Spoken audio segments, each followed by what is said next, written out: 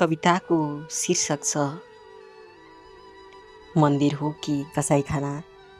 हे प्राणी, मन्दिरदेखि ठोगी हिँड्छौ आफ्नो शरीर बचाउन, डराउँदै जोगी हिँड्छौ आफ्नो प्राण बचाउन। तिमी आफै मानिसलाई सर्वोत्कृष्ट प्राणी ठान्छौ। तिमी आफै जनावरको हत्या गरी मासु खान्छौ।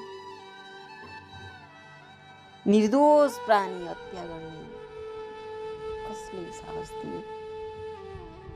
बुद्धको त हत्या हिंसा नगर भन्ने आदेश थियो। मानिस मरे घाटतिर फाल्न लान्छौ लास भने आखिर तिमी लासै खान्छौ मासु कहाँ छ भने। लासको नाम मासु राखी जिब्रोको स्वाद पुरा गर्छौ। दाँतको मासु कोट्याउँदै मानवताको कुरा गर्छौ। भाकल पुरा गर्ने न्युमा पशु पक्षी बलिदियौ। धार्मिक स्थान मन्दिरलाई रक्तरक्षित बनाइदियौ। जसरी तिमीले मन्दिरभित्रै खुनको खोला बगाइदियौ।